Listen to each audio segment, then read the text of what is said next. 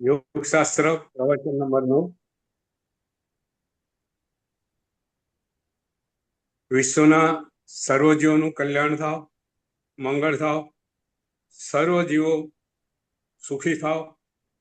આ યુદ્ધના કાળની અંદર આ યુદ્ધ જેમ બને તેમ જલ્દી સમાપ્ત થાવ, વિશ્વને શાંતિનો માર્ગ ફરીથી મળે એવી ભગવાન પાસે પ્રાર્થના કરતા આજની પ્રાર્થના મંગળ પ્રાર્થનાની શરૂઆત થશે.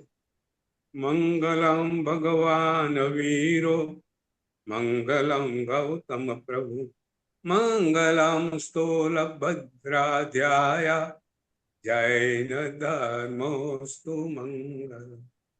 શિવમસ્તુ સર્વજગતઃ પરહિત નિરતા ભવન્તુ ભૂતગણા, દોષા પ્રયાન્તુ નાસં સર્વત્ર સુખી ભવતુ લોકઃ, સર્વત્ર સુખી ભવતુ લોકઃ. ગયા પ્રવચનમાં આત્માની અતિન્દ્રિય શક્તિની આપણે વાત કરતા હતા. શ્રેણીભાઈ ખ્યાલ હોય તો કે આ જ્ઞાન આપણે જે અત્યારે જ્ઞાન મેળવી રહ્યા છે, શરીર દ્વારા, બુદ્ધિ દ્વારા, ઇન્દ્રિયો દ્વારા જે મળેલું જ્ઞાન છે, બહુ સીમિત છે. એ જ્ઞાન ખાલી ઇન્દ્રિયો આધારિત છે, બુદ્ધિ આધારિત છે, જે સીમિત છે, એ લિમિટેડ છે, આપણને ખબર છે. પણ ઇન્દ્રિયોથી ઉપર અતિન્દ્રિય જ્ઞાન આજે પણ લોકો પાસે હોય છે. યોગી પુરુષો, લબ્ધિ પુરુષો આ વિશિષ્ટ જ્ઞાન ધરાવતા હોય છે, જે આત્મા છે એની પ્રતીતિ કરાવે છે. આવો જ એક અદભુત પ્રસંગ આજે આપણે લેવાનો છે. આચાર્ય સોમપ્રભ સુરી, શ્રેણીકભાઈ નામ સાંભળ્યું છે? સોમપ્રભ સુરી સંતોષબેન? નથી સાંભળ્યું. 47મી પાટે ભગવાન મહાવીર સ્વામીની પરંપરામાં 47 પાટે આ પૂર્વોત્તર થઈ ગયા. ધર્મગોસુરીના શિષ્ય, અદભુત વિદ્વાન, શ્રુત જ્ઞાન એમને કંઠસ્થ, 11 અંગો એમને કંઠસ્થ, અને જાતે જ્યોતિષ નિમિત્ત શાસ્ત્રના અદભુત જાણકાર, વિશિષ્ટ. એમના ગુરુએ, જો આ મહાપુરુષો કેવા હોય છે, કોઈ વાર શ્રેણીભાઈ આશ્ચર્ય થાય. એમના ગુરુ ધર્મગોસુરી એ બી એમના ગુરુ એવા જ વિદ્વાન, એવા જાણકાર. આપણે ત્યાં આપણા ધર્મગુરુઓ, આપણા પરંપરા આવેલા તંત્ર બંત્ર બધાના ખૂબ જાણકાર, અને પ્રસંગ આવે તે શાસનના હિતની અંદર એ વસ્તુનો ઉપયોગ પણ કરતા હતા. શાસનનું હિત એમના હૃદય સમાયેલું હતું. ધર્મગોસુરીએ પોતાના શ્રુત મંત્રની ચોપડીઓ આ સોમપ્રભ સુરી મહારાજ સાહેબને આપી. એમની પાટે આવવા છે, ખૂબ જ પાત્રતા યોગ્ય છે, પટ્ટધર બનવાના છે. ત્યારે સોમપ્રભ સુરીએ મંત્રની ચોપડીઓ સ્વીકારે ના પાડે. શ્રેણીકભાઈ આ સંતોષ કે મારે મંત્રોની શું જરૂર? ભગવાનનું શ્રુત જ્ઞાન જાતે મંત્ર જેવું છે, એક એક એના શબ્દો મંત્ર છે, તો મારે બીજા કોઈ મંત્રોની જરૂર નથી. આવા સોમપ્રભ સુરી. એક વખત એમનું ચાતુર્માસ ભીમપલ્લી, એટલે આજનું ભીલડીપુર, એટલે ડીસાથી થોડા કિલોમીટર દૂર, ત્યાં એમનું ચાતુર્માસ હતું. 700 વર્ષ પહેલાની વાત છે, 700 વર્ષ પહેલા થઈ ગયેલા મહાપુરુષ, અને જ્યોતિષ શાસ્ત્રના જાણકાર. આજુબાજુ બધા દેશોમાં ખબર, સોમપ્રભ સુરી જ્યોતિષ જાત્રા નિમિત્ત શાસ્ત્રના અદભુત જાણકાર છે. એક વખત એમની પાસે એક જ્યોતિષાચાર્ય આવ્યા, બહુ વિદ્વાન જ્યોતિષાચાર્ય, ડંકો વાગે ભારતભરમાં એમના નામનો. સોમપ્રભ શ્રી ચાતુર્માસમાં ભીલડીપુરમાં બેઠા છે, અને જ્યોતિષ આવેલા છે. જ્યોતિષના શાસ્ત્રોની અવનવી ચર્ચા કરે છે, અને વાતમાંથી વાત નીકળે છે, અને જ્યોતિષ પૂછે છે કે તમે ચાતુર્માસ આ ગામમાં કર્યું છે, એ ગામનું ભવિષ્ય કેવું છે? એક સ્વાભાવિક પ્રશ્ન કરે છે કે જ્યાં મહાપુરુષો છે ત્યાં ગામનું ભવિષ્ય એમની ઉર્જાથી, આજે મહાપુરુષોની ઉર્જાથી ગામે ગામ છલકાઈ જતા હોય છે, ઉર્જાથી અદ્ભુત કાર્યો થતા હોય છે.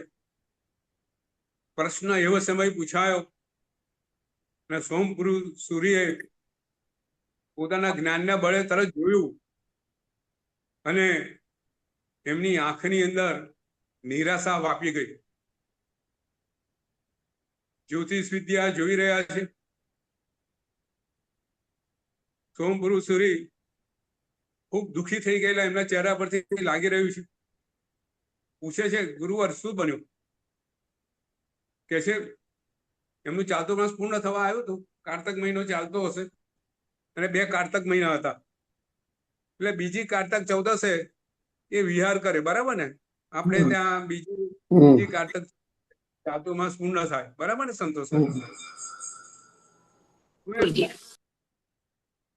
એમને જોયું અને જ્યોતિષને કીધું કે ટૂંક સમયની અંદર આ વિલ્લપુર એ નષ્ટપ્રાય થઈ જશે, મોટી આગ લાગશે અને આખું ગામ ખલાસ થઈ જશે. એમના જ્ઞાનના બળે આ છે ને યોગી પુરુષો હોય છે, જ્યાં પોતાનો જ્ઞાનનો ઉપયોગ કરે ત્યાં સર્વત્ર બધું દેખાય. ભીલડીપુર પોતાનું ભવિષ્ય નું જોવા જ્ઞાનનો ઉપયોગ મૂક્યો. ગઈ રીતે વાત કરી હતી, યોગી પુરુષો પાસે જ્ઞાની ટોર્ચ લાઇટ હોય છે, એટલે ટોર્ચ લાઇટ જે પદાર્થ મૂકે પદાર્થનો પ્રકાશ થઈ જાય એટલે પદાર્થ દેખાય. ભીલડીપુરનું સ્વરૂપ સોમપુરુ સૂર્ય દેખાયું અને જ્યોતિષને વાત કરી. જ્યોતિષે રાજાને વાત કરી ત્યાં મહાજ્ઞાની પુરુષે ભીલડીપુરનું ભવિષ્ય ભાગ્યું છે, શું કરવાનું? બધા સોમપુરુ સૂર્ય મહારાજ સાહેબ પાસે આવ્યા અને નક્કી કર્યું કે ભલે વિહાર ટેકનિકલી બીજી 14 થતો હોય પણ એ પહેલા પહેલી 14 વિહાર કરી લેવો, પહેલી 14 ચોમાસી પ્રતિક્રમણ કરી લેવું અને આખું ગામને અહીંથી ખાલી કરી દેવું. આ બનેલો પ્રસંગ છે. અને બધા સંમત થયા અને આચાર્ય ભગવંતે કારતક મહિનાની પહેલી 14 ચોમાસી પ્રતિક્રમણ કરી લીધું. આખા સંઘને અને બધાને આખા ગામને ત્યાંથી ખાલી કરાયું અને થોડા માઇલો દૂર એક ગામ વસાયું અને અહીંયા બીજી કારતક 14 પહેલા શું બન્યું કોઈને ખબર ના પડી અને આખું ગામ ભસ્મીભૂત થઈ ગયું. કોઈ બચ્યું નહીં. આ ગામની અંદર કશું બચ્યું નહીં.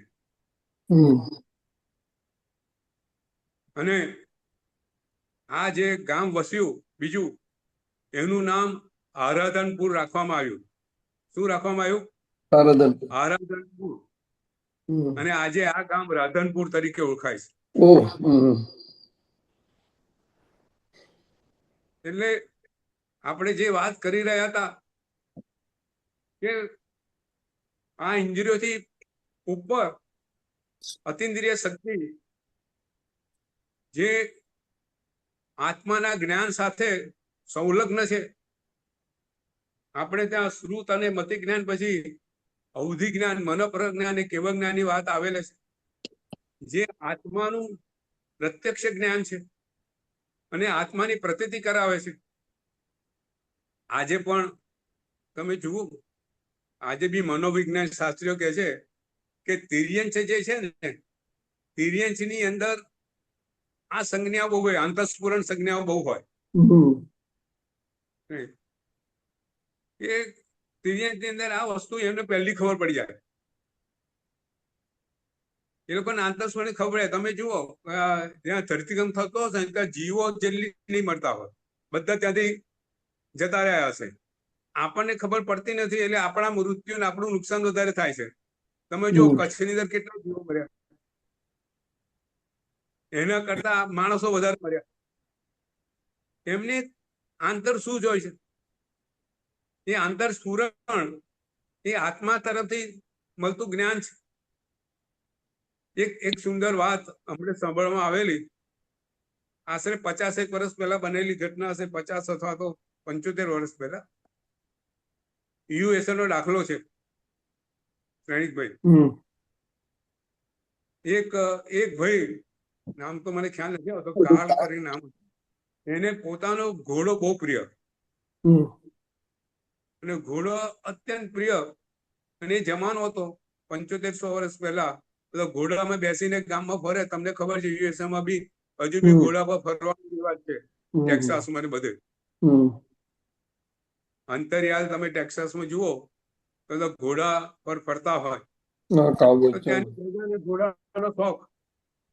આ ભાઈ પાસે નવું લાગે છે. ઘોડો પ્રાણવાન ઘોડો કાયમ લઈને ફરવા જાય. એક વખત બન્યું એવું, ઘોડા પર બેસીને જતા હતા અને થોડેક આગળ ગયા અને ઘોડો આગળ ચાલે નહીં. બહુ પ્રયત્ન કર્યો ભાઈએ કે ઘોડો આગળ કેમ જતો નથી, અને ચાબુક બી મારી. ઘોડો ત્યાંથી ટસનો મસ ના થયો. ઘોડો ત્યાં ત્યાં ઉભો રહી ગયો. અને થોડી વાર પછી એ ભાઈ વિચાર કરે છે કે આ મારો જાતવાન ઘોડો, આ ઘોડો કોઈ દિવસ હું વિચારું એ પહેલે કાર્ય કરી દેતો હોય છે, અને આજે ઘોડો ઉભો કેમ રહી ગયો? કઈ કારણ હશે. અને ભાઈએ ત્યાં ઉભા રહ્યા અને સેજ વાર પછી જોયું કે થોડેક આગળ ત્યાં મોટી વીજળી પડી, સહેજ જ વારમાં. અને આ ભાઈ ઘોડાને સાથે આગળ ગયા હોત તો વીજળીને કારણે એનું ત્યાં મૃત્યુ થઈ ગયું હોત. ઘોડાને આ ખ્યાલ આવી ગયો હતો. આપણે ત્યાં સેચનક અવધિની વાત આવે છે. અવધિ જ્ઞાન નહીં કહેવાય ગુરુજી, અવધિ જ્ઞાન ન કહેવાય એમને. એ બિચારા બોલી શકતા નથી, બોલી શકતા નથી. અવધિ જ્ઞાન કહેવાય, વિભંગ જ્ઞાન કહેવાય, ભવિષ્યનું જ્ઞાન. સેચનક અવધિને ખબર છે ને, યુદ્ધમાં સેચનક અવધિને શું થાય? સેચનક અવધિ હલ વિહલ ને કૃણાલ વચ્ચે યુદ્ધ છે. કૃણાલ વચ્ચે સેચનક અવધિ હલ વિહલ પાસે છે. સેચનક અવધિ વિભંગ જ્ઞાન નો જાણકાર છે, અદ્ભુત જ્ઞાન નો જાણકાર છે. યુદ્ધમાં એ આગળ છે. અને કૃણાલે એને મારવા માટે ખાડો ખોદેલો હોય છે, અંગાર ભરેલો.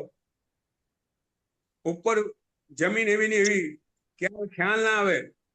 પણ સેચનક અવધિને ખ્યાલ આવી જાય છે.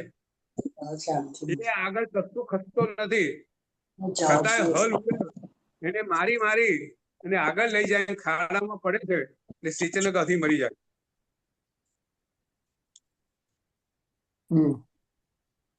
એટલે આવા જ્ઞાન આત્મતત્વની પ્રતીતિ કરાવે છે. 2500 વર્ષ પહેલા મને કોઈ આશ્ચર્ય થાય, ભગવાને આ વનસ્પતિમાં જીવ છે એ કેવી રીતે કીધું હશે? શ્રેણિકભાઈ, કયા જ્ઞાનના આધારે કીધું હશે? બરાબર. વિજ્ઞાન એ તો સાધનોની જરૂર પડી ને. ભગવાને આ ગ્લોબલ વોર્મિંગની જે વાત છે તે આપણને 2500 વર્ષ પહેલા કોને કીધી? ભગવાને કીધી ને. છઠ્ઠો વાર કેવું આવશે? ટેમ્પરેચર વધી જશે ને. ગ્લોબલ વોર્મિંગ ની વાત સૌથી પહેલા ભગવાન માયા જગતમાં કરી છે. બરાબર. આ અદ્ભુત જ્ઞાન, આત્માનું જ્ઞાન, ભગવાન ને પોતાના બધા જ્ઞાન પ્રત્યક્ષ હતા.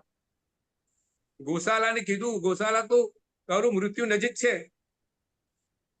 7 દિવસમાં તારું મૃત્યુ આવી જશે. તો જે આત્મા અનંત શક્તિ વાળો છે, તો યોગ આપણે સંતોષબેન એના માટે કરીએ છીએ કે આત્મા પરની આપણી મલિનતા દૂર થાય, આપણો આત્મા શુદ્ધ થાય. અને શુદ્ધ થયેલો આત્મા અનંત જ્ઞાન, અનંત દર્શન, અનંત ચારિત્ર, અનંત વીર્ય એ ગુણો ખીલી ઉઠે અને સર્વ કર્મનો ક્ષય કરીને આપણે મોક્ષે જઈએ. આ યોગનું લક્ષ્ય છે. જી અને યોગનો આ યોગ આપણે સમજવો છે. અષ્ટાંગ યોગની આપણે વાત કરીએ છીએ. અષ્ટાંગ યોગની અંદર આપણે 4 યોગ ની વાત કરી લીધી. ગઈ વખતે પ્રત્યાહારની વાત કરી હતી. પ્રત્યાહાર એટલે ઇન્દ્રિયોના વિષયોમાંથી પાછળ હતું. આગળ ધારણા, ધ્યાન ને સમાધિ જે અંતરંગ યોગ છે એના પર જતા પહેલા પતંજલ મુનિએ આ 5 પાયાની વસ્તુની વાત કરેલી છે કે તમે જીવનમાં યમ લાવો, નિયમ લાવો, શરીરને મનને સ્વસ્થ કરતા આસનને પ્રાણાયામ કરો અને ઇન્દ્રિયોના વિષયોમાંથી પોતાના મનને પાછું ખેંચો. જ્યાં સુધી ઇન્દ્રિયોના વિષયમાં મન હશે ને ત્યાં સુધી આ ધારણા, ધ્યાન ને સમાધિમાં તમે આગળ નહીં વધી શકો. તમે ધ્યાનમાં બેઠા છો, પ્રેક્ટિકલ વાત કરીએ શ્રેણિકભાઈ, આપણે ધ્યાનમાં બેઠા છે, આપણે ધ્યાનમાં અંદર ઉતરવા માંગીએ છીએ અને તરત ખૂબ સુંદર બહાર કોઈ વસ્તુ, ખાવાની વસ્તુ બની રહી છે, એની સુગંધ આવે તો શું થાય? બરાબર, આપણું ધ્યાન તરત જતું રહે. તરત જતું રહે. કારણ કે આપણે ઇન્દ્રિયોના વિષયોમાંથી આપણી આસક્તિ ખસી નથી. જ્યારે આ આસક્તિ ખસી જાય ત્યારે આ બધી વસ્તુ ભૂલી જાય, ત્યારે આપણું ધ્યાન વધુ ને વધુ ગાઢ બનતું જાય, ઊંડું થતું જાય. એક સુંદર પ્રસંગ છે, અદ્ભુત પ્રસંગ છે. આજે આ બધી વસ્તુઓ ધ્યાનની અંદર શ્રેણિકભાઈ ભૂલાઈ ગઈ છે. આ બધી વસ્તુ આજે ધ્યાન કરવા વાળા યમ નિયમ માં માનતા નથી, પ્રત્યાહારમાં માનતા નથી. એ એમ જ માને છે કે પલાઠી વાળીને બેસીએ, શ્વાસ પર ધ્યાન રાખીએ એટલે આપણું ધ્યાન પતી ગયું. પણ આ વાત અધૂરી છે. એક સુંદર પ્રસંગ છે. વાત એવી છે, અકબર રાજાએ એકવાર બિરબલ બેઠા હતા. થોડો હાસ્યનો પ્રસંગ છે, સુંદર પ્રસંગ છે.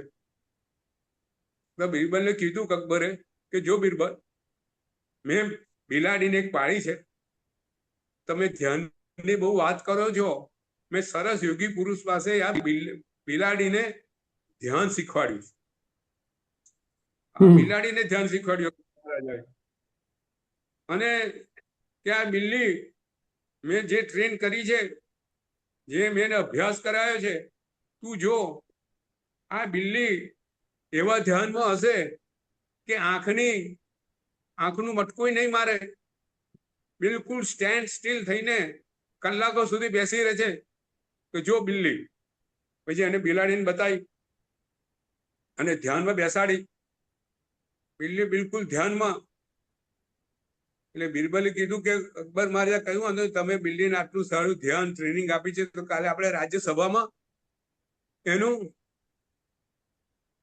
બતાવીએ લોકોને, અને લોકોને કહીએ કે જો બિલ્લી આવું ધ્યાન ધરી શકે છે તો તમે પણ આવું ધ્યાન ધરો.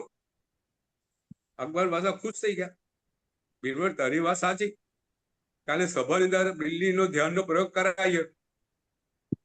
બીજે દિવસે સભાની અંદર બિલ્લીને લઈ આવ્યા, વચ્ચોવચ્ચ ટેબલ પર બિલ્લીને બેસાડી. સામે બધા સભાજનો, અકબર ને બિરબલ, અને બિલ્લીને ધ્યાન ધરવાનું કીધું. અને સહેજવારમાં બિલ્લી ધ્યાનમાં જતી રહી, એકદમ કડક, આંખનું મટકું ના હાલે. અને 2-5 મિનિટ થઈ અને બિરબલે ઉંદર છોડ્યો, ગજવામાં ઉંદર કાઢ્યો અને જીવતો ઉંદર કાઢી અને બિલ્લી સામે મૂક્યો. હવે શ્રેણિકભાઈ શું થાય? બિલ્લી કૂદીને ઉંદરની પાછળ. બિલ્લીનું ધ્યાન ક્યાંય જતું રહ્યું અને ઉંદર પાછળ દોડી. કહેવાનો આ પ્રસંગ એક કહેવા માટે છે કે આપણી મનની વૃત્તિ આવી છે, જ્યાં સુધી ઇન્દ્રિયોને આપણે કાબુમાં ના લઈએ ત્યાં સુધી આપણું ધ્યાન ટકે નહીં. સૌથી આ પાયાની વસ્તુ છે કે યમ નિયમ આસન પ્રાણાયામ અને પ્રત્યાહાર એ દ્વારા આપણે જે આગળના સ્ટેજ પર અંતરંગ યોગ તરફ જવાનું છે એ આ પાયાની વસ્તુ મજબૂત કરવી પડે અને ત્યારબાદ આપણે ઉપર આગળ વધી શકીએ. તો આજે ધારણા, ધ્યાન અને સમાધિ 3 વસ્તુની વાત કરવી છે. આપણે જો આ ધારણા, ધ્યાન ને સમાધિમાં છે ને સંતોષબેન, ખૂબ મનની અંદર ગૂંચવણો, કન્ફ્યુઝન ખાસું હોય છે કે ધારણા શું, ધ્યાન શું, સમાધિ શું, આ 3માં ફરક શું? શ્રેણિકભાઈ, પૂર્ણિમાબેન, સંતોષ, આ 3 વસ્તુ લોકોને હજુ મનમાં ઉતરી નથી કે આ 3 વસ્તુનો ફરક શું. આજે જરા આપણે એને સમજવાનો પ્રયત્ન કરશું. ધારણા, ધ્યાન અને સમાધિ શું છે? તો સૌથી પહેલું સ્ટેજ ધારણાનું આવે. ધારણા એટલે આપણી સાદી સીધી ભાષામાં કહીએ તો એકાગ્રતા, કોન્સન્ટ્રેશન, ઓબ્ઝર્વેશન એટલે ધારણા. ધારણા એટલે ધારી રાખવું, પકડી રાખવું, એનું નામ ધારણા.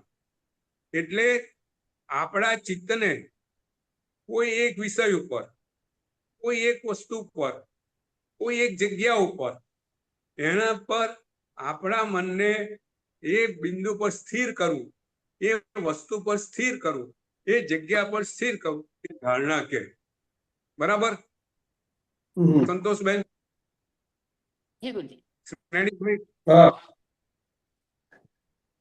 દાખલા તરીકે આપણે દાખલા આપીએ. જો ધારણાના 2 વિભાગ છે, એક બાહિર ધારણા અને એક અંતરંગ ધારણા.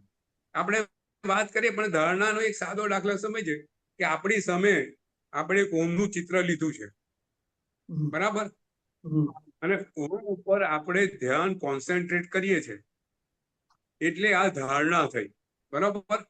આ બાહ્ય ધારણા થઈ. બાહ્ય ધારણા એટલે શરીરની બહાર કોઈ બી વસ્તુ પર આપણે ધ્યાન ધરીએ એ બાહ્ય ધારણા થઈ, બરાબર.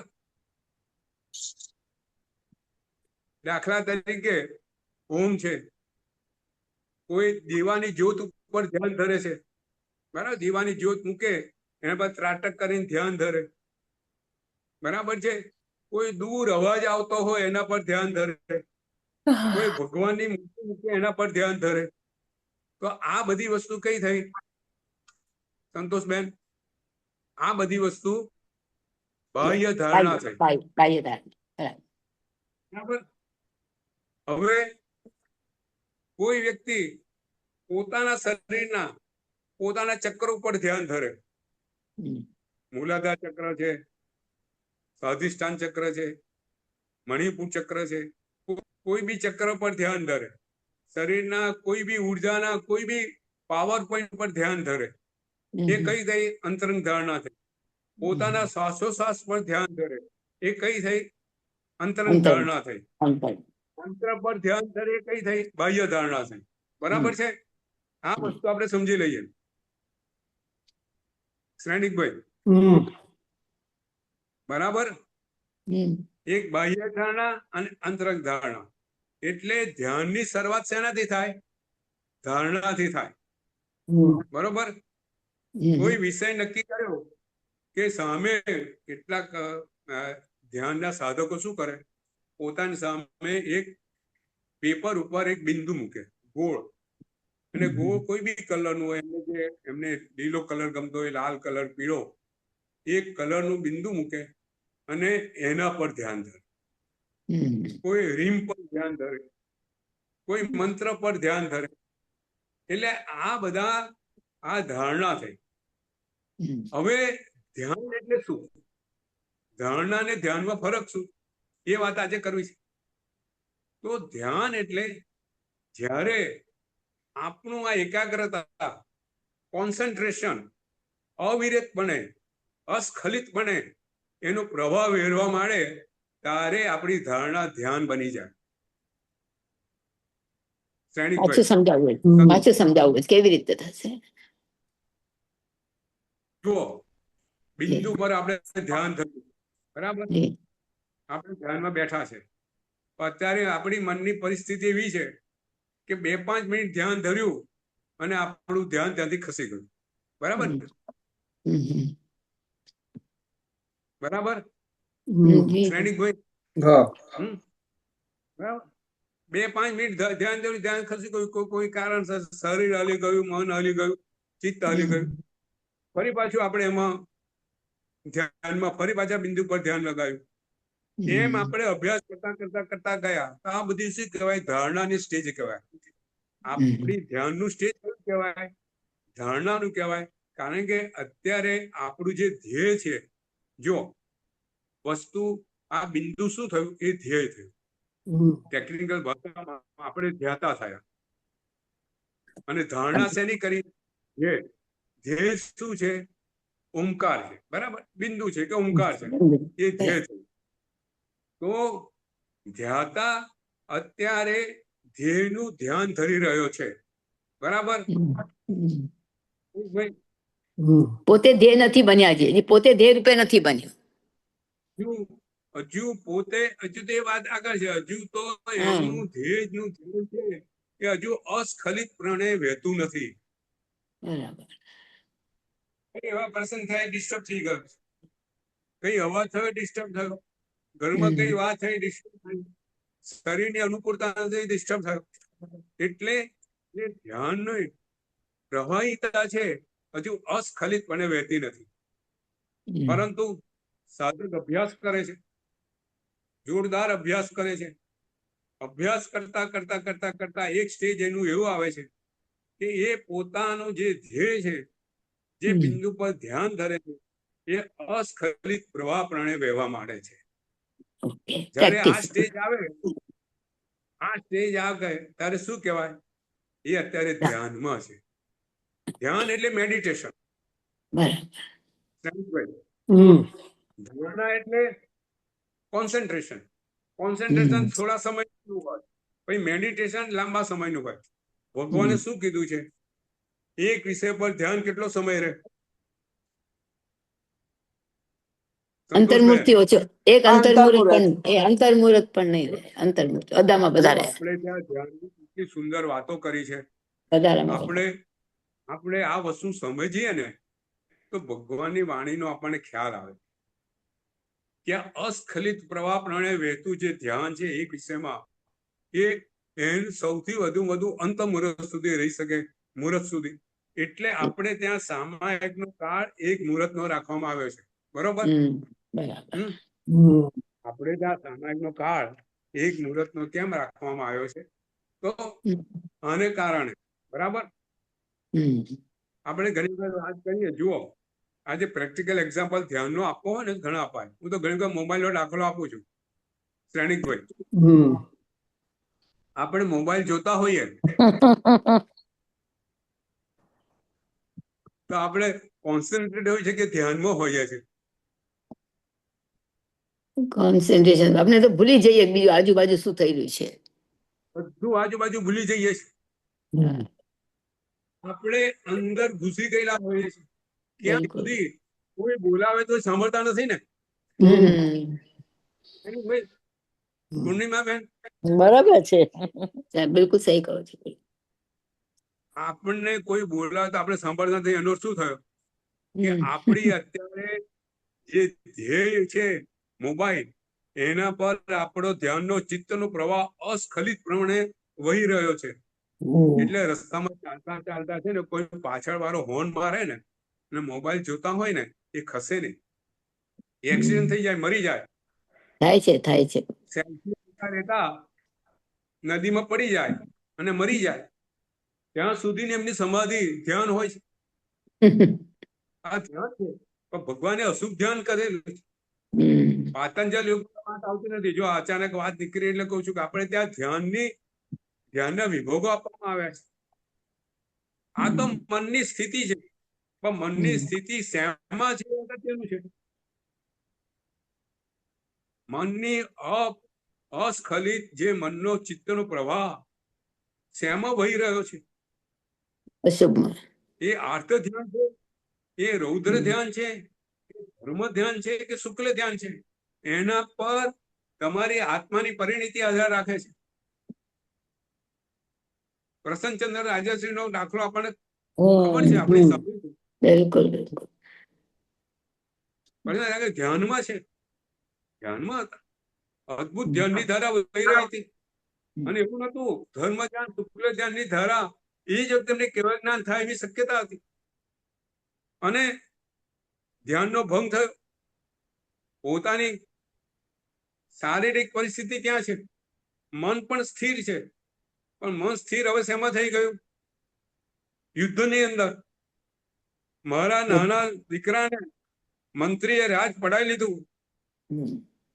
આ મંત્રીને છોડીશ નહીં, મેને વિશ્વાસથી મારું રાજ આપેલું છે. એક કલ્પના, હકીકત શું છે ખબર નથી, પણ પેલાને મોઢે વાત સાંભળી અને મંત્રી મારો અહો નીકળ્યો, મંત્રી સામે યુદ્ધમાં ચડી જાય છે. શેમાં? ધ્યાનની અંદર. અને રૌદ્ર ધ્યાન, મારો કાપો, પોતાના હાથો ઉપર છે, નજર સૂર્ય સામે છે, શરીરમાં કોઈ ફરક નથી, મનની ધારા મારો કાપામાં વહી રહી છે. અને આ રૌદ્ર ધ્યાન. અને શ્રેણીક મહારાજા ભગવાન મહાવીરને પૂછે છે કે અત્યારે પ્રસન્નચંદ્ર રાજા જે અદભુત ધ્યાન ધરી રહ્યા છે, મરે તો ક્યાં જાય? ભગવાન શું કહે છે? સાતમી નરકે. તો આપણે ત્યાં આ ફરક બતાવ્યો છે, બીજામાં નથી આ ફરક બતાવ્યો. આપણે ત્યાં ધ્યાનને ફક્ત ખાલી ધ્યાન સારું ને કરવા જેવું નથી કીધું. આપણે ત્યાં શુભ ધ્યાન ને ધર્મ ધ્યાનની વાત છે.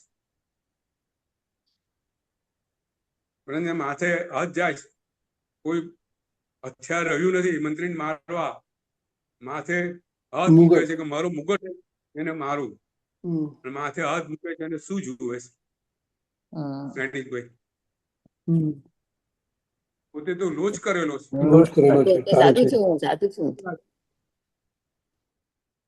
પસ્તાવાનો પાર નથી, પ્રાયશ્ચિતનો પાર નથી. જો આપણે ત્યાં પ્રાયશ્ચિતની વાતો કેવી સુંદર છે, કેવી અદભુત વાતો છે. મનની ધારા હવે પ્રાયશ્ચિતની ધારામાં વહી રહી છે. પોતે ક્યાં હતા, પોતે કેવા પાપો કર્યા, બસ મન એ પ્રત્યાચારની ધારામાં ડૂબી ગયું. અને શું થયું? અશુભ કર્મ બધા જ્ઞાન પ્રાપ્ત થઈ ગયું. તો આ ધ્યાનની ધારા છે. આ ધ્યાનની ધારાને આપણે વાત કરીએ છીએ કે જ્યારે ચિત્ત ધ્યાનની અંદર ધ્યેયમાં સ્થિર થઈ જાય એને ધ્યાન કહે છે. જો અષ્ટાંગ યોગની અંદર આ ધ્યાનના ફાયદા ખૂબ બતાવ્યા છે. સૌથી પહેલું તો તમારી મનની એકાગ્રતા કરવાની કેપેબિલિટી વધી જાય, સૌથી પહેલી વાત એ. બીજી વાત, મન બીજા બધા વિચારોમાંથી દૂર થઈ જાય. એટલે શુભ ધ્યાનની વાત છે. તો અશુભ કર્મો ખપવા માંડે. પ્રસન્નચંદ્ર રાજાસિંહની વાત કરી, અશુભ કર્મોનો નાશ પામે.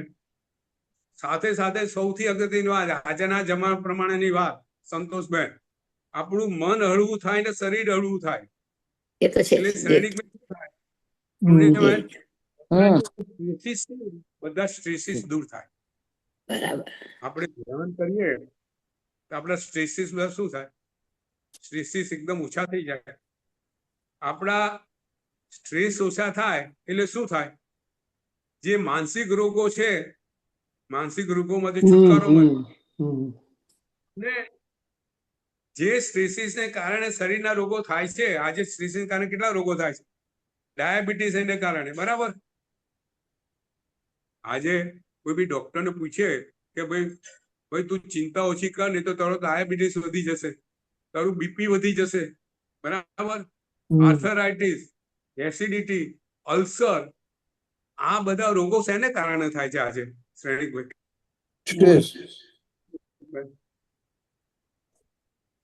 મનમાં રહેલી ચિંતાને કારણે, સ્ટ્રેસીસને કારણે, સંસારના જે ઘટનાઓ છે એમાં આપણું મન પરવાઈ ગયેલું છે, એની લીધે જે ચિંતાઓ થાય એ ચિંતાને કારણે આજે શરીરમાં આ બધા રોગો થાય છે.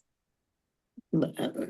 તો આ ધ્યાનની પ્રક્રિયાથી આપણું મન આપણું શરીર બંને હળવું બને છે.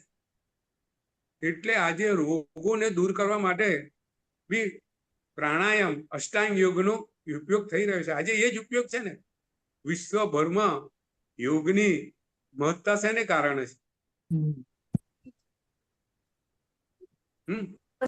શરીર સ્વસ્થ રહે એમાં.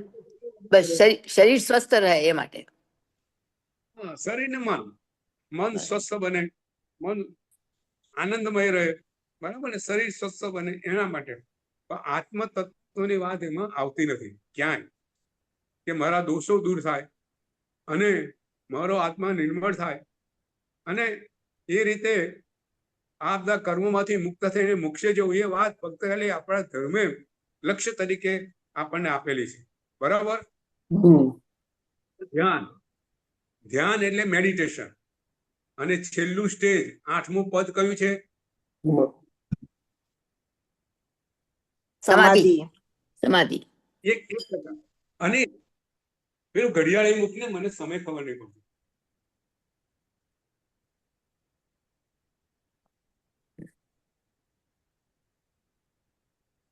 $7:43.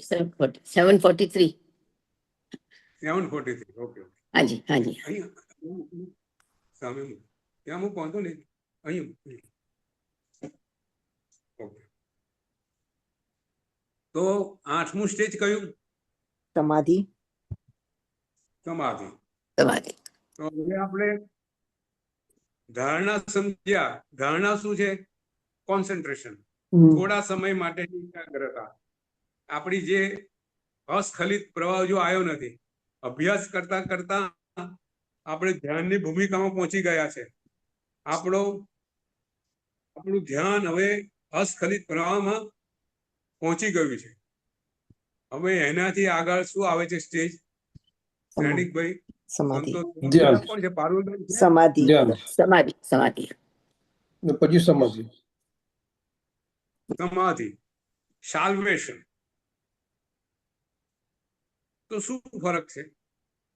આપણને વિચાર આવે ને ભાઈ ધ્યાન ને સમાધિનો ફરક શું? તો ખૂબ સુંદર વાત છે.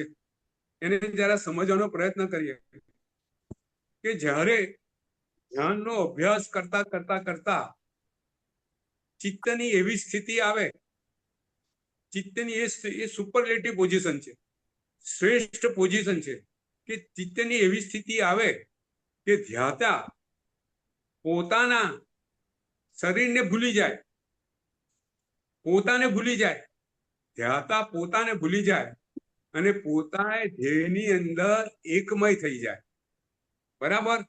આ સમાધિનું સ્ટેજ. ફરીથી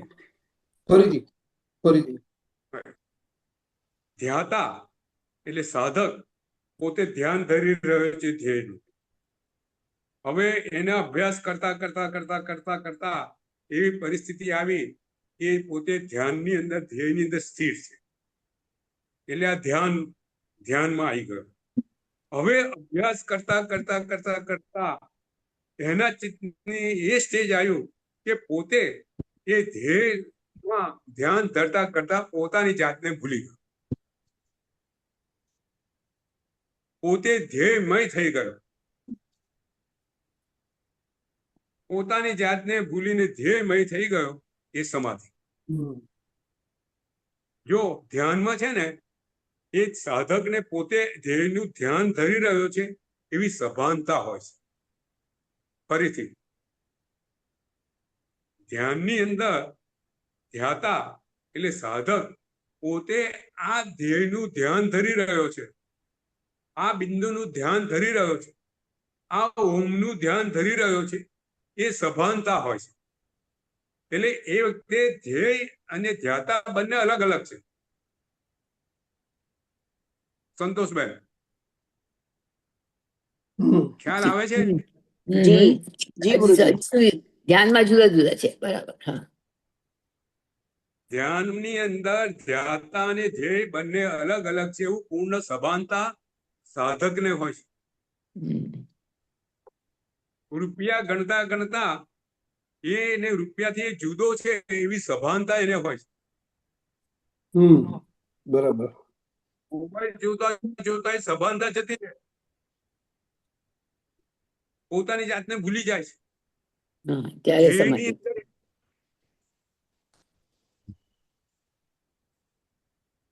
એટલે પરાકાષ્ઠા આવી તો ગઈ ને, બરાબર. પરાકાષ્ઠા પરાકાષ્ઠા. આવી ગઈ ને ધ્યાનની એકદમ. હા, તો આ ધ્યાનનું ઉપરનું સ્ટેજ છે. આ સ્ટેજ છે. જો આ 3 વિભાગ છે ને એ ખરેખર જ્ઞાતા ધ્યાન ધરી રહ્યો છે એના સ્ટેજીસ છે જે અભ્યાસથી આવે છે. બરોબર. હવે જો સમાધિનું સ્ટેજ લાવવા માટે હવે જે 5 જે પહેલાની જે વાત કરી છે એની સમક્ષ નજર રાખો. જેની મુનિએ જે 5 પહેલા બહિર્દેહ યોગ બતાવ્યા છે એનું કારણ સમજો. કે આત્મા નું આપણને આત્મા સુધી પહોંચવું હોય તો 5 પાયાની ભૂમિકા જરૂરી છે. નહીં તો આપણે ધ્યાન ને સમાધિ સુધી પહોંચી શકીએ નહીં. બરાબર છે. ડાયરેક્ટ નહીં જઈ શકીએ. બરાબર. હા, બરાબર. જો આ વસ્તુ આપણે પાયાની વસ્તુ કેમ વાત કરીએ છીએ કે આપણે સમજીએ તો હવે આપણે ધ્યાન ધરવા બેસીએ ત્યારે આપણને પાયાની વસ્તુ ખ્યાલ આવે કે આ વસ્તુ શું છે. તો એમાં આપણે આગળ આપણે જે વધી શકવાનું છે વધી શકીએ. આપણે યોગશાસ્ત્ર આપણે જે લઈએ છીએ આ વસ્તુ સમજી અને આપણે ધ્યાન ધરવાની વાત કરવાની છે. સીધું બેસી અને ધ્યાન ધરવાની વાત નથી. એમાં આગળ વધી શકાતું નથી અને આપણા સંસારના પરિભ્રમણ એને ત્યાં ચાલુ રહેશે. એ આપણે તોડવાના છે, આગળ વધવાનું છે. બરાબર ને સંતોષભાઈ? જી જી. જુઓ, પછી સમાધિમાં પાછા 2 વિભાગ છે. બહુ સુંદર વાત છે, બહુ ટેકનિકલ ને ખૂબ ઊંડાણ વાળી વાત છે.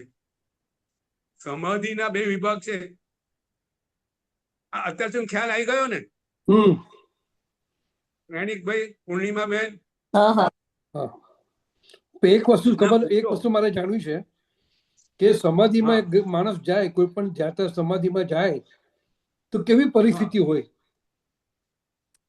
એની એ પોતાની જાતે તો ભૂલી ગયો છે. એ પોતાના શરીરને ભૂલી ગયેલો હોય. હા, પછી કેવી પરિસ્થિતિ હોય એમ? એની મનની પરિસ્થિતિ એ જે ધ્યેયનું જે ધ્યાન ધરતો હોય ને એમાં લય દ્વારા આત્મામાં જે સ્પંદન ઉભા થાય એ પરિસ્થિતિ હોય, સંસ્કારો ઉભા થાય.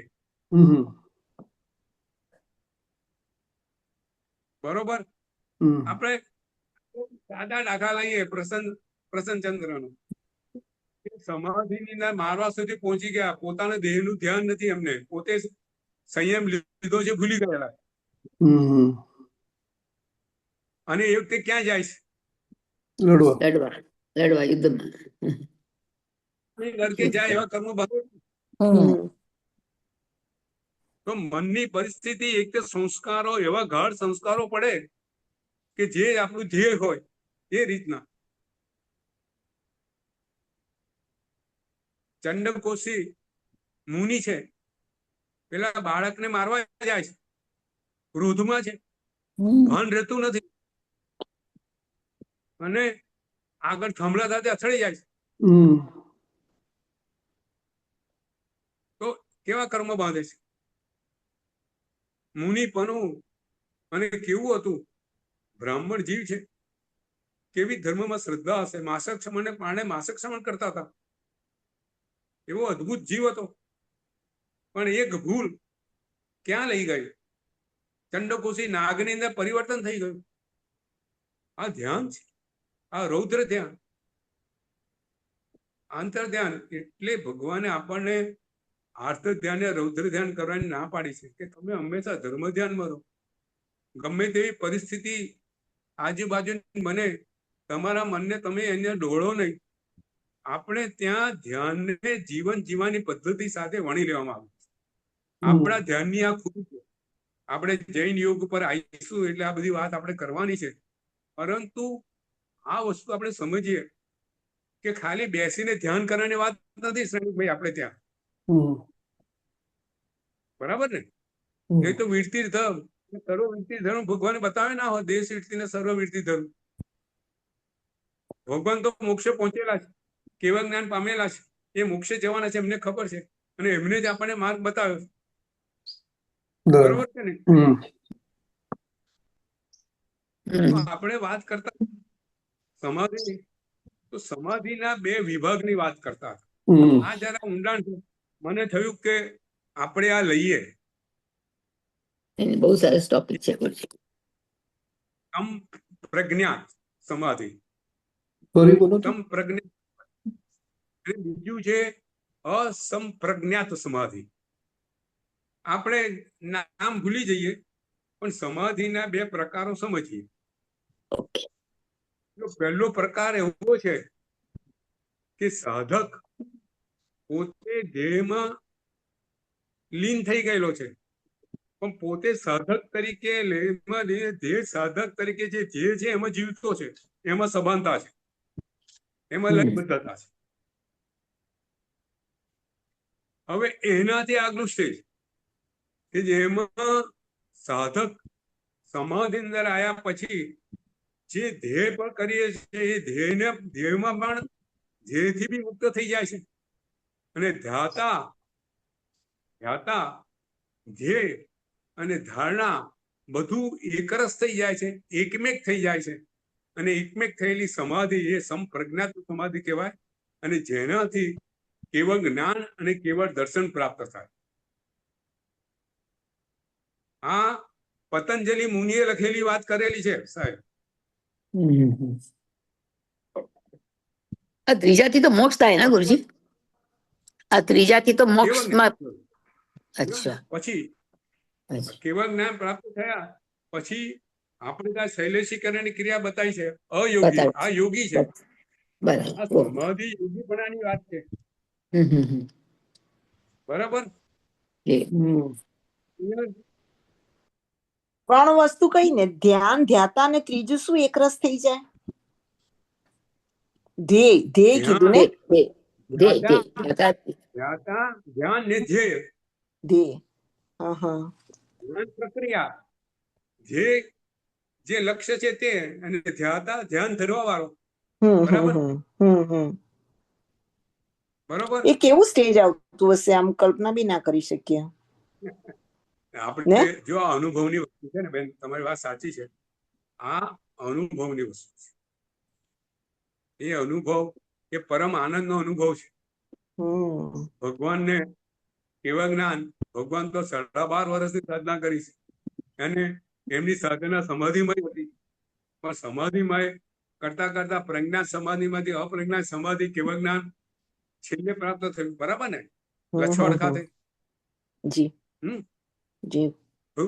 રુજુવાલિકા નદી કિનારે. આપણે ત્યાં છે ને ઘણી વખત વિચાર કરીએ ને ક્ષણિકભાઈ, આપણે ત્યાં બહુ સુંદર વાતો આપણા ધર્મમાં એવી રીતે વણી લેવામાં આવી છે ને, આપણને એની મહત્વ છે ને એનો ખ્યાલ નથી આવતો. દાખલા તરીકે આપણે પ્રતિક્રમણ રોજ કરીએ છીએ સંતોષભાઈ, શ્રેણિક, એની અંદર આપણે કાયોસર્ગની વાત આવે છે. બરાબર ને? પ્રતિક્રમણની અંદર કાયોસર્ગ, કાવસર્ગ કરીએ ને, કાવસર્ગ એટલે કાયોસર્ગ. તો કાયોસર્ગ એટલે શું? જો અનંત સૂત્ર અનંત છે ને, એની અંદર સમાધિની બધી વાતો આવી ગયેલી છે. ધ્યાન નથી આપ્યું. જો ઠાણે નામ, મોણે નામ,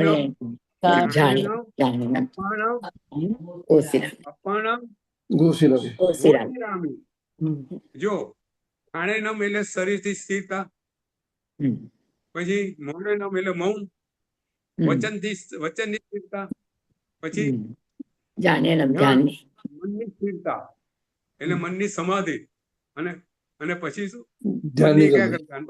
પોતાની મલિન કાયાને વિસરું છું. ઓસરામી, કાયાને છોડી દો. એટલે શું થયું? પોતાનું આત્મામાં લીન થઈ જાવ. પછી કાયાને છોડી દો.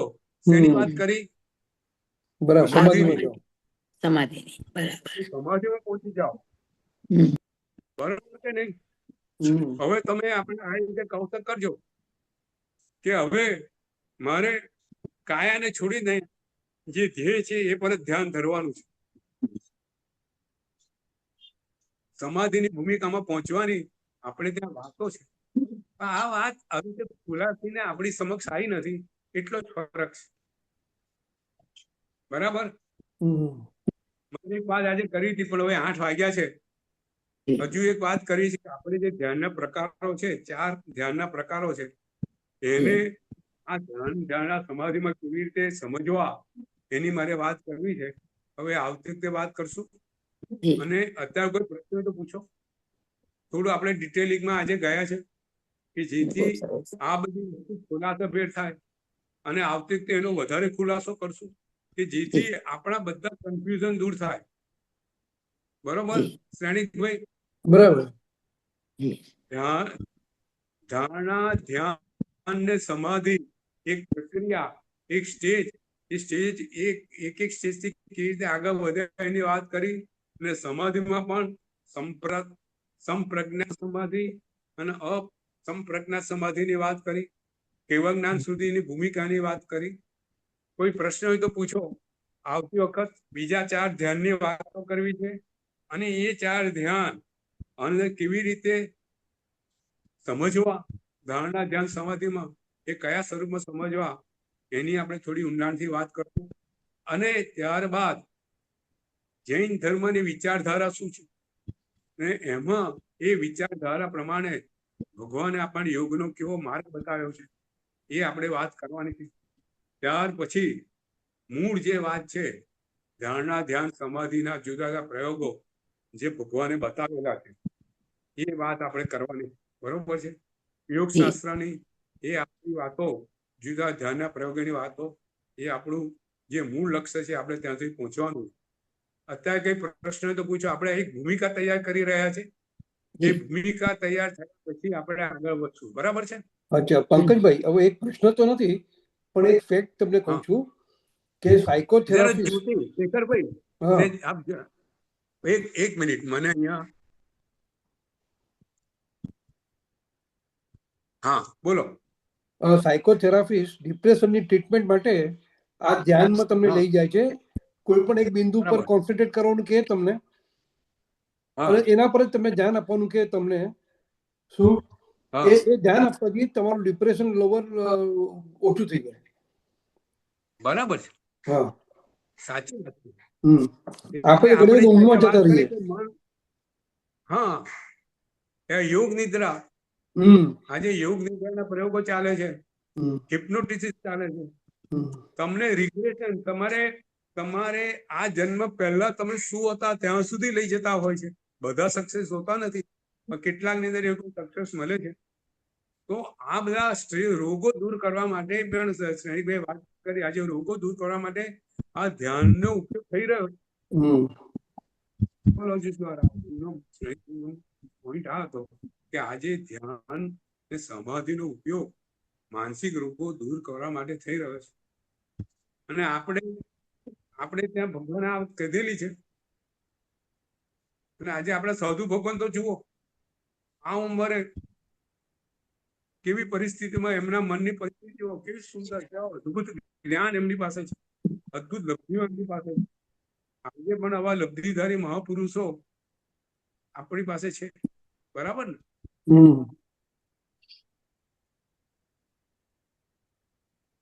કઈ પ્રશ્ન સંતોષબેન?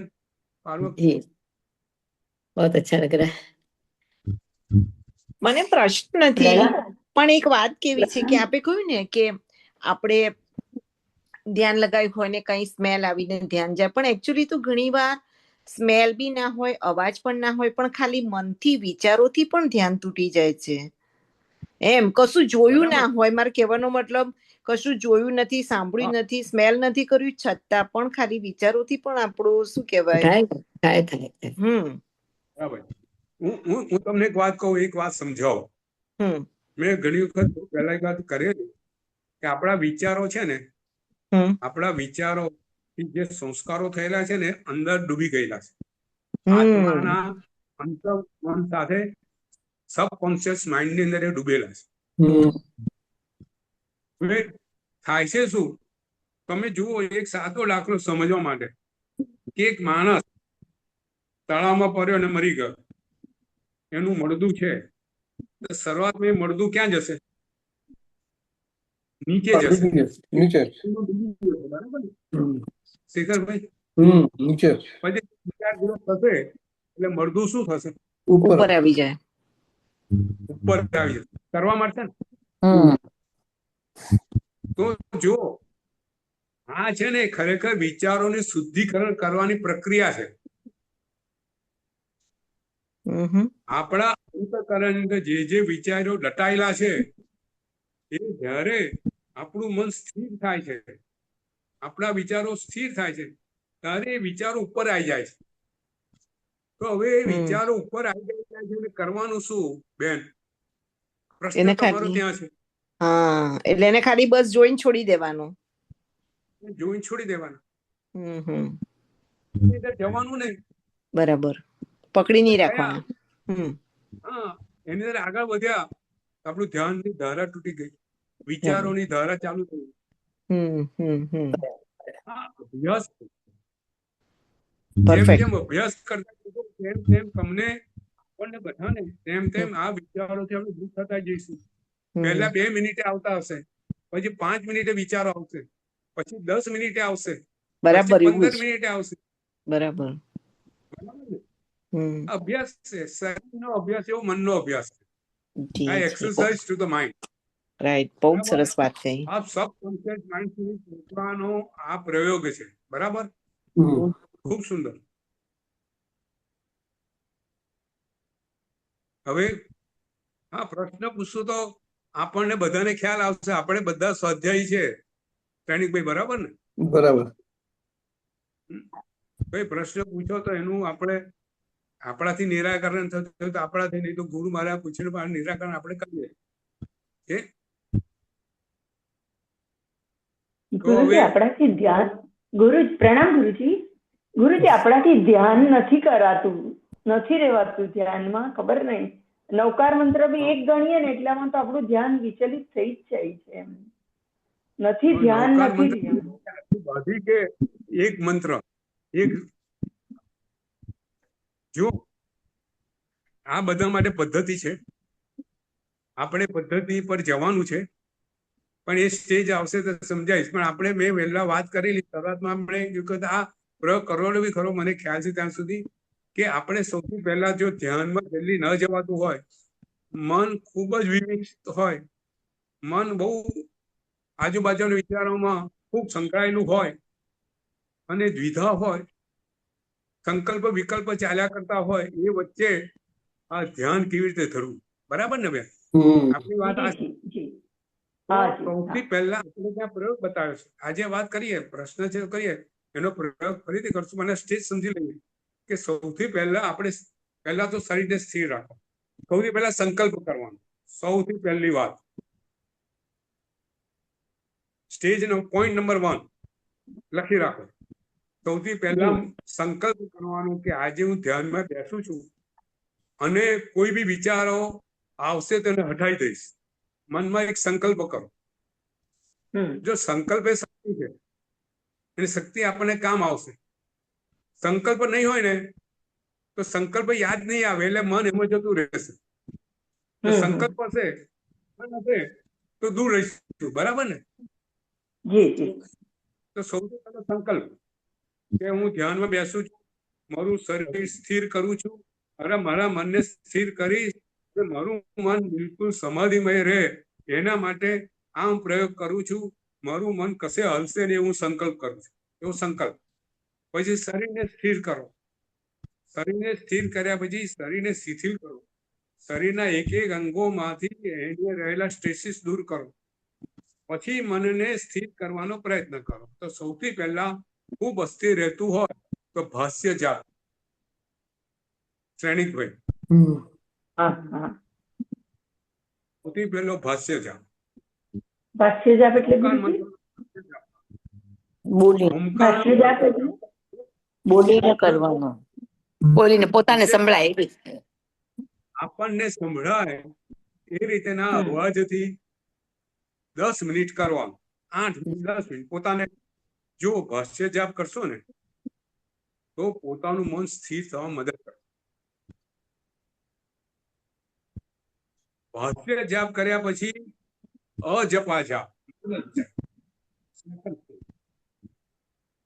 એટલે જાપ દ્વારા મન ને આ બધી વસ્તુઓ જે સંકલ્પ વિકલ્પો દૂર થતા જશે. એ 10 મિનિટ તમે માનસ જાપ કરશો પછી તમે તમારું ધ્યાન શ્વાસ ઉપર લાવી ઊંડા શ્વાસ લઈ અને તમે છેલ્લે ધ્યાન ધારણા અને ધ્યાન સમાધિમાં પહોંચો. બરાબર છે? આ પ્રયોગ કરો બેન. બરાબર છે? ગુરુજી એનો અભ્યાસ એના માટે આપ થોડી અભ્યાસ આપ કરાવો ને એકવાર કેવી રીતે ડેઈલી કરવાનું એમ. કારણ કે નવકાર મંત્ર ગણીએ પણ જે આપણે આ ધ્યાનમાં પહોંચીને નથી કરી શકાતું, એટલા માટે એમ આપ પ્રેક્ટિસ કરાવજો. જી ગુરુજી. પ્રેક્ટિસ કરાય. હા ગુરુજી, એવું કરાય કે આપણું એકનું જ ખાલી અનમ્યુટ હોય, અમે બધા મ્યુટ રાખીને પહેલા ભાષ્ય જાપ કરીએ ને, ભાષ્ય જાપ કરીએ ત્યારે ખાલી આપનું જ એક અનમ્યુટ હોય ને અમારા બધાનું મ્યુટ હોય. એટલે પછી એક જેમ કીધું ને આપણે ભાષ્ય જાપ પછી અજપા જાપ, માનસ જાપ, એવી રીતે એક દિવસ એવું સેશન કરીએ ગુરુજી. જરૂરી બહુ જ છે. બહુ જરૂરી છે ગુરુજી. દર સન્ડે આપણે 10 મિનિટ એ કરી શકીએ, વાંધો નહીં, દરરોજ કરી શકીએ 10 મિનિટ માટે. એવું ભલે આપણે ઓછું લાંબુ ચાલે જ્ઞાનસાર તો વાંધો નહીં ગુરુજી. જો આપણે બધા અહીંયા વસ્તુ મેળવવા માટે ભેગા થયા છે, એટલા માટે 10 મિનિટ આપણે દરરોજ પણ કરીએ તો વધારે સારું કરીએ. આપણે પહેલા પ્રાર્થના કર્યા પછી 10 મિનિટ જાપ કરીએ. હા, એ જ કહું છું. જી ગુરુજી, જી ગુરુજી. આપણે ગુરુજી બરાબર. આપણે ગુરુજી બધું જ્ઞાન મેળવીએ પણ જ્યારે આપણને પોતે એના ઉપયોગી નહીં થાય તો કઈ કામનું નથી ને. એને ઉપયોગી કરવા માટે આપણે આ પ્રેક્ટિસ તો કરવા જ પડશે ગુરુજી. સમજીએ બધું, શીખીએ બધું, પણ જીવનમાં ઉપયોગી જોઈએ. બિલકુલ. દર્શન, જ્ઞાન ને ચારિત્ર 3 મૂકેલા છે ને, એ વસ્તુ નથી મૂકેલી મોક્ષ માટે. બરાબર ને? બરાબર છે ગુરુજી. બસ જ્ઞાન ને પછી એને આચરણ મૂકો. શીખેલા હોઈએ કોકની પાસે અને પાણીમાં પડ્યા પછી હાથ ના માર્યો તો શું કહીએ? નહીં ચાલે ગુરુજી. સાચી વાત છે. એટલા માટે ગુરુજી આપ કરાવો, પણ એટલું સરસ કરાવો કે જિંદગીમાં અમને એમ થાય કે ના અમે બી કંઈક શીખ્યા એમ કરીએ છીએ. પછી હવે આ એજમાં થોડું ધ્યાનમાં જવું બહુ જરૂરી છે ગુરુજી. આપણે આમ જ નવકાર બેસીને નવકારવાળી ગણીએ. રોજ સામાયિકની અંદર આની પ્રેક્ટિસ કરો અને એનો પ્રયોગ આપણે આવતા વખતથી ચાલુ કરશું. ખૂબ સરસ. તમારા લોકોનું સૂચન છે, સુંદર છે. આપણે કરશું. સાથે આપણું જે વાત છે એને આગળ લઈ જઈશું. બરાબર છે? 10 મિનિટ પ્રયોગ કર્યા પછી બરાબર છે. કારણ કે આ બધાનો કોમન પ્રોબ્લેમ છે ગુરુજી. જી જી જી. તમારો નહીં, આપણા બધાનો. એટલે કોમન પ્રોબ્લેમ છે. જી, બધા છે. બરાબર. આપણે નવકાર ગણી છૂટા પડશું હવે. અને ગુરુજી આટલા વખત આપણી આટલી એજ થઈ, આજે આપણે આનાથી વંચિત કેમ છીએ? બસ એમ હવે આપણે હું એવા ઉપાયો કરીએ કે નવી પેઢી એની તરત અમલ કરતી થાય એમ. આ જરૂરી છે. આટલું સરસ આપણા શાસ્ત્રમાં બતાવ્યું છે ધ્યાનની પ્રવૃત્તિ. આપણા બાળકો કેમ એનાથી વંચિત? આપણે જ આજ સુધી વંચિત છે તો બાળકોની તો પછી ક્યાં વાત કરીએ એમ. સાચી વાત છે. હવે છે ને છેલ્લા 10 વર્ષથી જાગૃતિ આપણામાં વધી રહી છે. પહેલા આ વસ્તુને કોઈ આ દ્રષ્ટિએ જોતું નતું. આ કાયદેસર એટલે કરી લેતા હતા, લોકસ ગણી લેતા હતા. એની પાછળનું રહસ્ય નતા. હવે એનું રહસ્ય આપણે સમજવાની કોશિશ કરીએ છીએ અને એના દ્વારા હવે કાળનો સમયનો છે ને, ભગવાને કીધું ભસ્મ ગ્રહ હશે ત્યાં સુધી શાસન ડૂબેલું રહેશે. શાસન ઉત્થાન થયું છે. શાસનની સુંદર વાતો લોકોને સમજમાં આવી રહી છે. ગંભા લાગી છે. એટલી પ્રસ્તુત છે આ જમાના સાથે. એ વાત હવે લોકોને ખ્યાલ આવે. સમયનું કામ છે. આપણે સદભાગી છે કે આપણને આ સમયનો ખ્યાલ આવી રહ્યો છે કે આપણે અત્યારે એવા સમયમાં છે કે ભગવાનની વાતોની સત્યતાની પ્રતીતિ આપણને બધાને થઈ રહી છે. બરાબર છે? ચોક્કસ સદભાગી તો ખરા ને, આપ જેવા ગુરુ બી મળ્યા છે, નહીતર અમે તો અહીંયા આટલે દૂર બેઠા છીએ ગુરુજી. ભગવાન મળ્યા છે, એ ભગવાન મળ્યા છે આપણું પુણ્ય. સાચી વાત છે.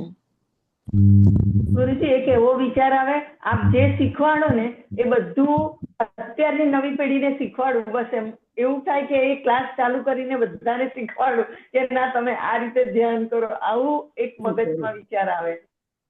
પણ એના માટે આપણે શીખવું પડે ગુરુજી, બરાબર એકદમ. પછી આપણે બીજાને શીખવાડીએ. તમારી વાત સાચી છે.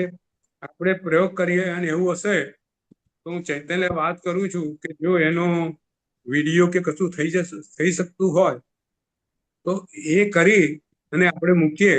બરાબર છે? જે સમાધિની અવસ્થા, તમને એક બીજો શબ્દ કહું, બહુ સુંદર વાત આ વાત નીકળી, એ ટ્રાન્સ અવસ્થા છે આપણી. We are in trance. Modern subject, modern વાત કહેવા. અને ટ્રાન્સ અવસ્થાની અંદર આપણે આપણા અંતઃકરણને જે કંઈ કહીએ ને એ અંતઃકરણ સ્વીકારી લે.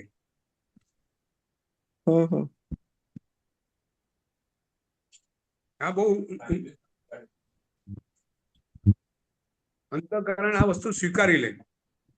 બરાબર છે? આવતીકાલ બધી વાતો કરશું. બરાબર છે? ચાલો નવકાર ગણ છૂટા પડશું. નમો હરિહંતાણમ, નમો સિદ્ધાણમ, નમો હૈરાણમ, નમો વજ્જાયાણમ, નમો લોય સપસહુનમ એસો પંચમુખારો સવપાવપનાશનો ગુણગાનંચ સભ્યસે પરમમ રવિમંગલમ પરમમ રવિમંગલમ. જેના જે કંઈ બોલાયું તે સભી ન વચન કાય કરી ઈચ્છામી. સર્વને પ્રણામ. પ્રણામ. ખૂબ ખૂબ અનુમોદના ગુરુજી, ખૂબ ખૂબ આભાર અને બધાને પ્રણામ. સૌ શાતામાં રહેજો. પ્રણામ.